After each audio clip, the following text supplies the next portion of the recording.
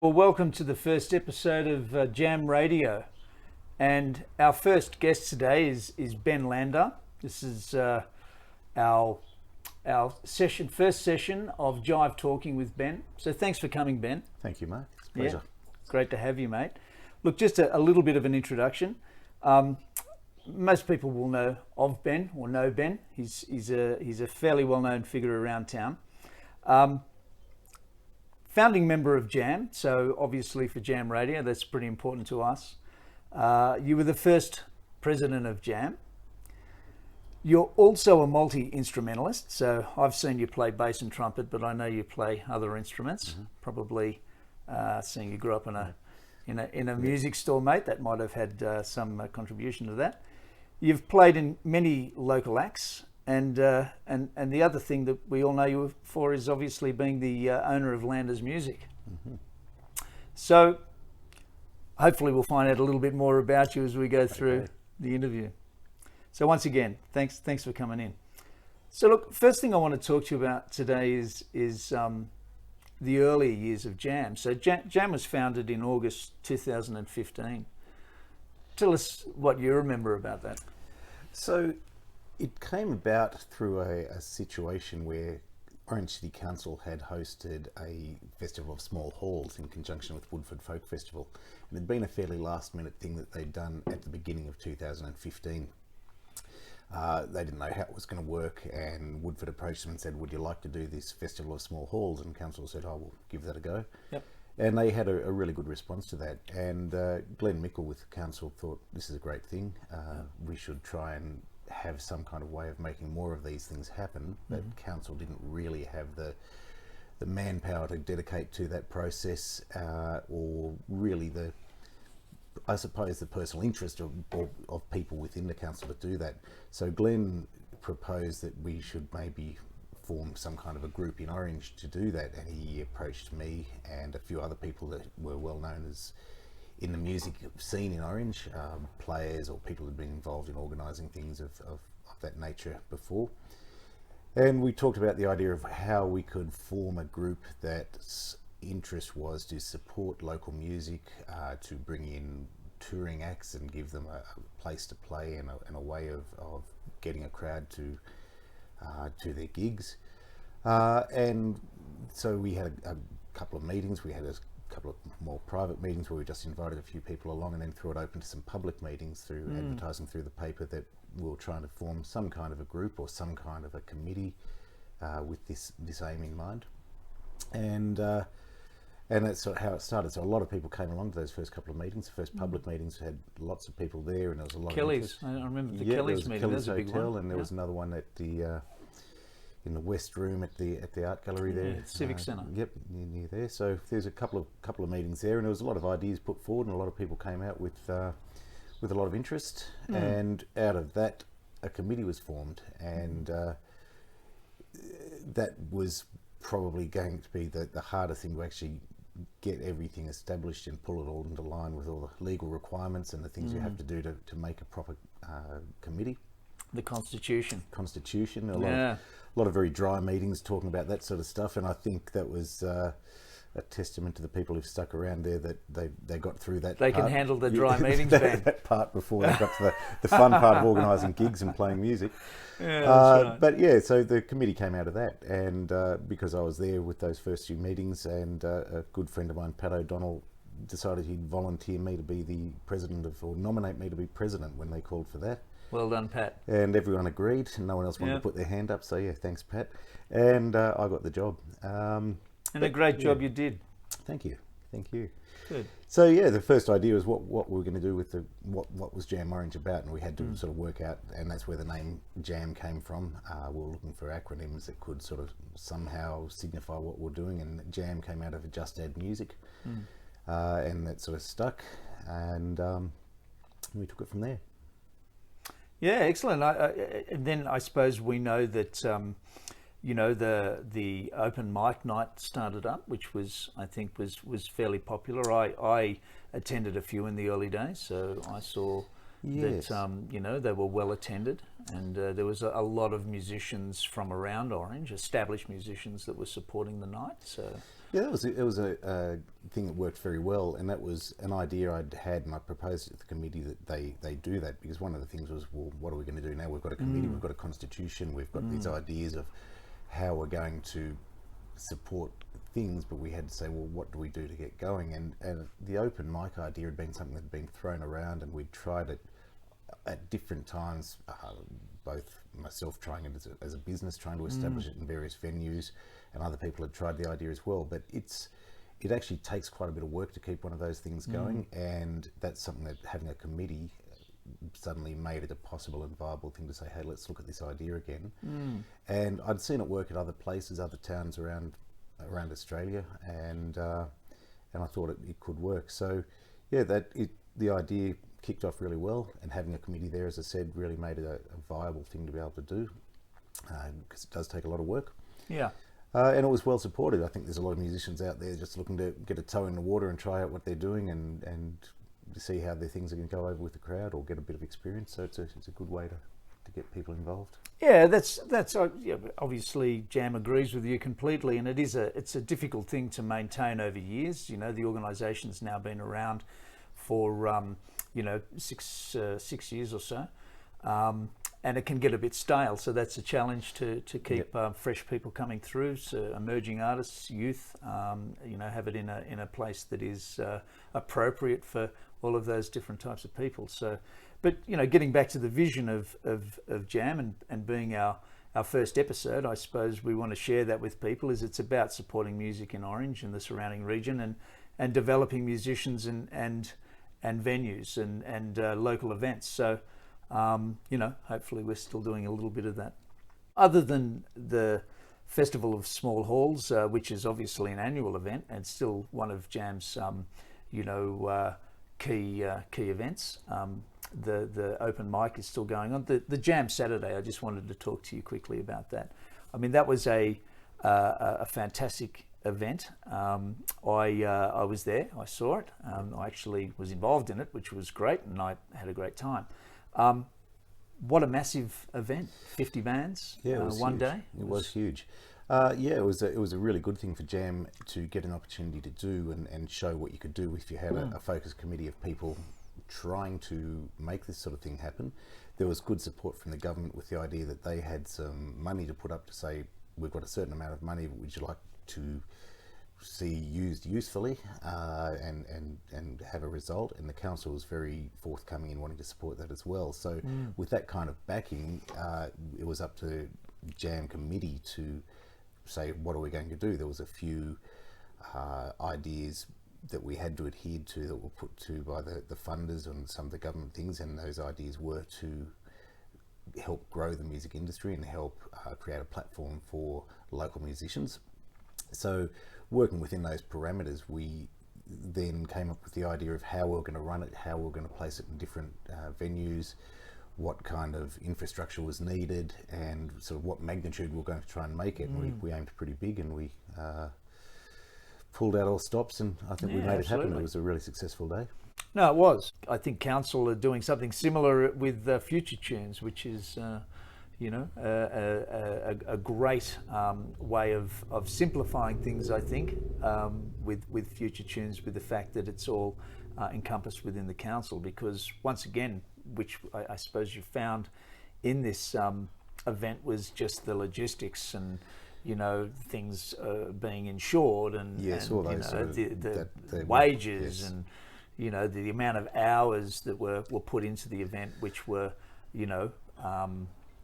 put into the event by volunteers. It's. I think those sort of things get forgotten how much work is involved in that, and the committee worked really hard with that, and there was some great help from council to do this. And I think it's great that council's been able to see the value of music events like that. I think we've always had a pretty good local government in the sense of how they've represented or how they've supported community things to do with arts and music, and they've sort of kept that going, and they're always looking for ways to give those opportunities back to local musicians, and Future Tunes is a great thing like that, and it's great that it's sort of followed on with this has sort of set up an idea that music can work in that format, and they're continuing with it. Great location, Robertson Park. It's beautiful, right in the middle of town. We've asked you to come up with some songs that will may have influenced you through your life, or have shaped who you are. So we'd like to talk to you about your first song choice. All right, so it's a pretty hard thing to come up with. Just narrow it down to a few songs. So much of my life's been so many songs. Cut it down to 3. I think when I think of being a kid and growing up, my dad was obviously very much into music, and you'd tend to raid his record collection and listen to what he was listening to and discover those things. As a boy in the 70s, one of the bands that Dad was really into was Supertramp. It appealed to him at the time. He liked bands like Steely Dan. He'd been a big Beatles fan, a big Bob Dylan fan, but at that stage, Supertramp was his thing. So I think my brother and I discovered a couple of those records in the mid to late 70s. Great.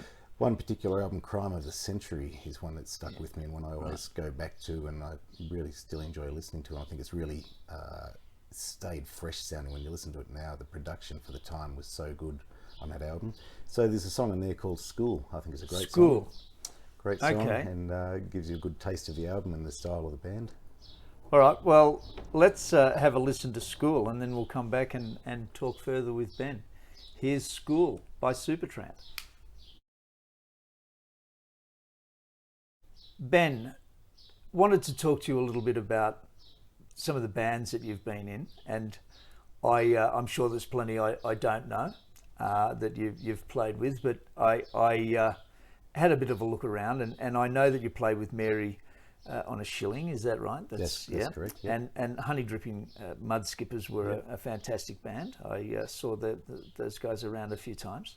But one I was having a look at, you're saying, Pat O'Donnell, Pat and Kel are great friends of yours. Yes, they are. Pat and Kel had been very motivated. They had some great original songs, and they were doing launching albums of their own material. I got a chance to play with Pat and Kel back in about 2006 when they were putting together a band to showcase some of those songs, playing at Tamworth, at one of the clubs in Tamworth, at the Tamworth Festival. So that's when I first played with those guys.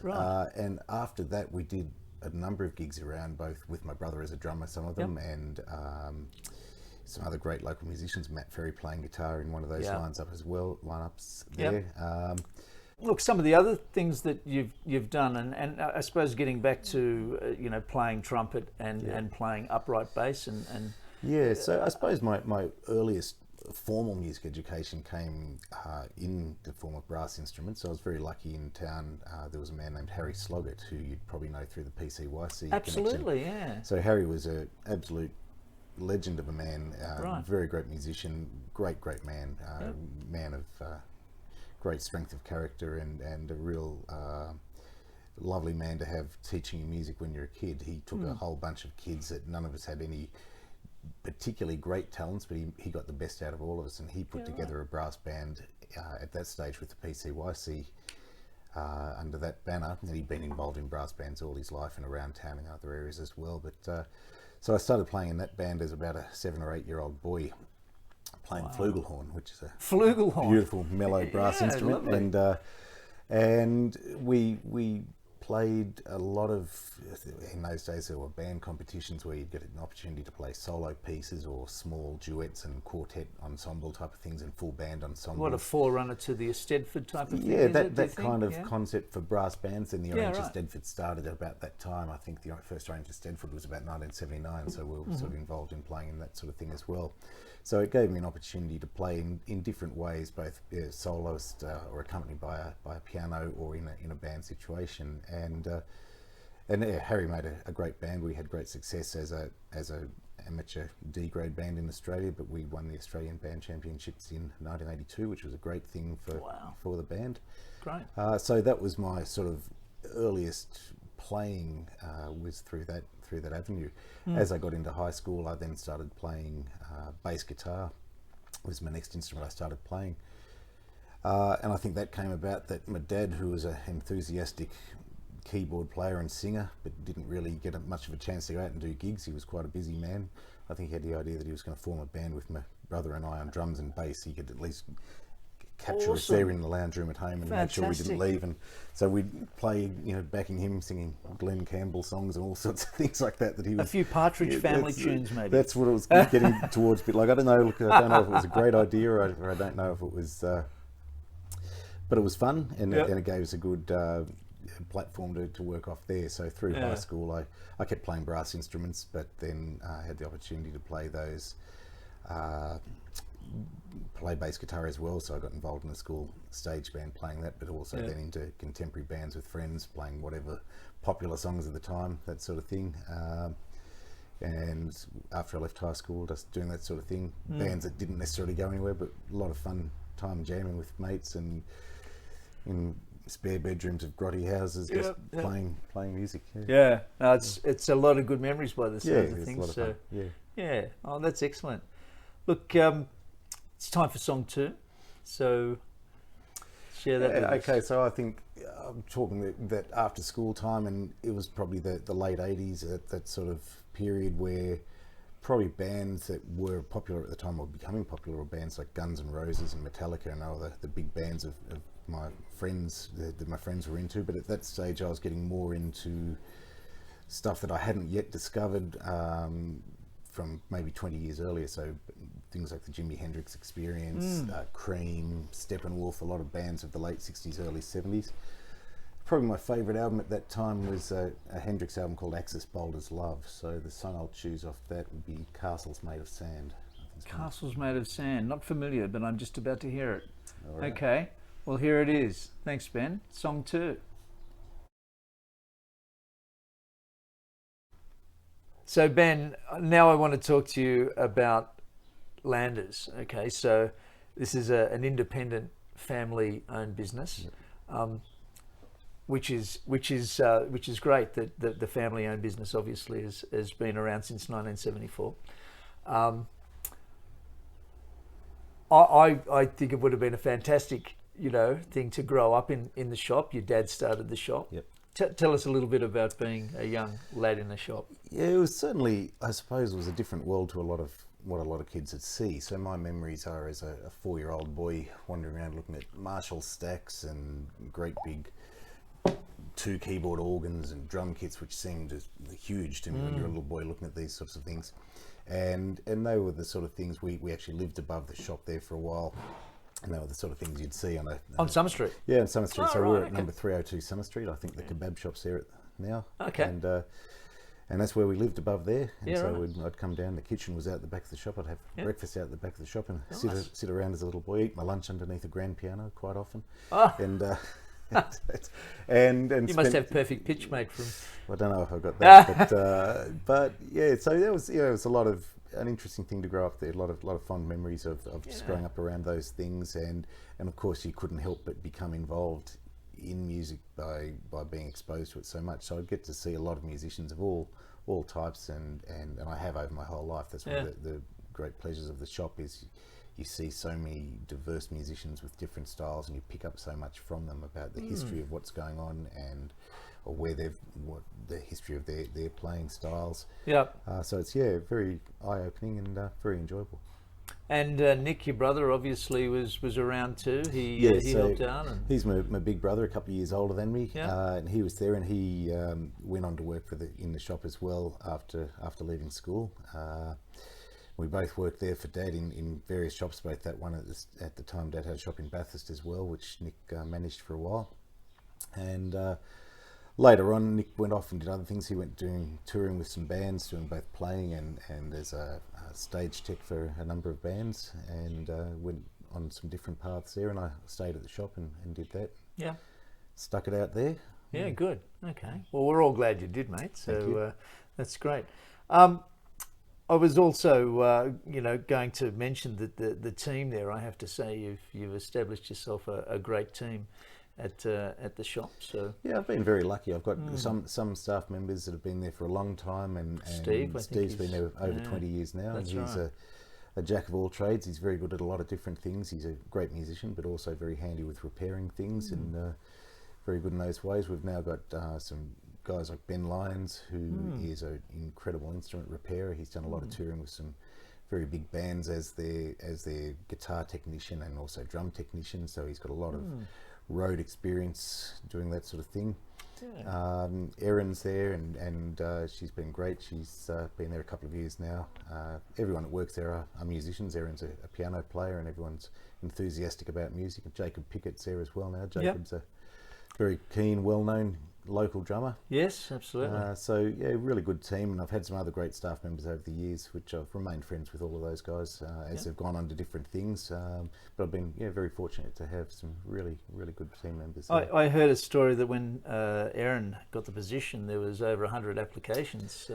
There was a lot. It's a difficult thing when you do advertise for a position in a business where there's a lot of people with a lot of passion about music, and a lot of people probably want to work in that situation. And the difficult thing is you always get a lot of really good applicants, quality people, I'm sure. Really good applicants and people with incredible musical skills and other great life skills. And it's always very difficult to have to say to somebody, sorry, somebody else got the job. It's tough. Tough that's a really difficult thing to do because these are people I'm probably going to see on a day-to-day basis as they come into the shop, or I hope still come into the shop. So, so it's always difficult, but quite often you've got in mind a particular thing you might be looking for, and it's not, and that's just what pops up. And you got to make a choice, what don't you go with, you do. And, I suppose the reason I mentioned, is that's a lot of applicants. It's a popular place. It's a place people want to be.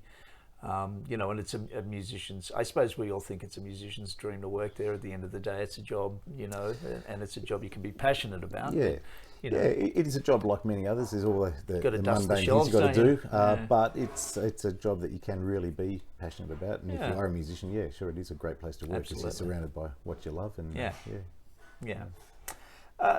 one other thing I wanted to mention was your son Dallas. I was actually there when he played his first gig, I believe. So and it was on my drum kit, which was very nice. But I've seen him playing in the shop, which is I think once again your experience, his experience. Fantastic opportunity for I've seen him playing at night. So out of shop hours, you made some allowances for him? Yeah, so I had a drum kit set up there. Obviously, as you'd know, being a drummer is not always a socially desirable thing to have. Your neighbours may not love you. So Dale and I worked out an arrangement where I had a kit set up there, or one of his kit for him set up there in the shop.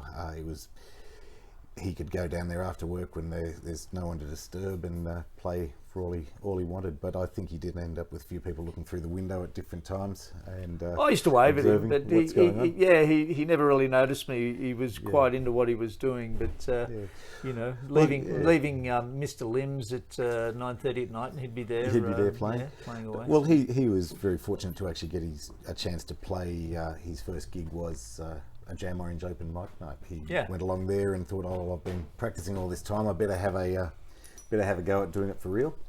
Yeah, with no, some it's good. other musicians. And he did very well. Oh, thank you. No, he enjoyed that. He's since moved to Melbourne. He's playing with some people in Melbourne now with a band.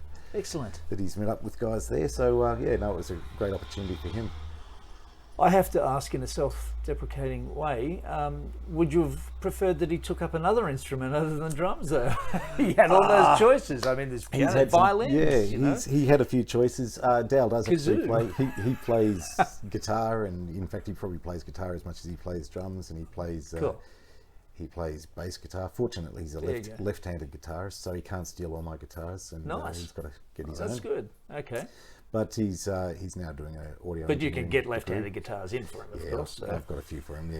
So good. So he's following a path in audio engineering now in Melbourne, and He's playing drums with a band in Melbourne called Dumb Sun, and they've just started releasing some material. Hopefully. Good plug. So look them up. How can you get their stuff? Are they on Spotify or? They are on Spotify. On Spotify. What is it? Dumb Sun. Dumb Sun. Their first single is a song called "Please Wait to Be Sedated." Right. Which you can find on Spotify. We might even play that song. Maybe that should be song number 3. Song number 3. Okay. Well, let's have a listen to Dallas. Look, thanks for joining us, Ben. It's so good to have you on our first episode. yeah, just brilliant that you could join us. And once again, Jam has continued on without you at the helm. But obviously, Paul Kelly is now our president, doing a great job for us. But look, we hope to catch you again soon. So Thanks, Mark. It's been Thanks. a pleasure coming in. I'm really pleased to see Jam has kept going on. I think it's in good hands. Paul's done a great job from the word go, and with other great team members now, I think it's in good hands, and we'll keep doing good things for a long time yet. Great. Thanks for coming in. Thanks, Mark. Good on you.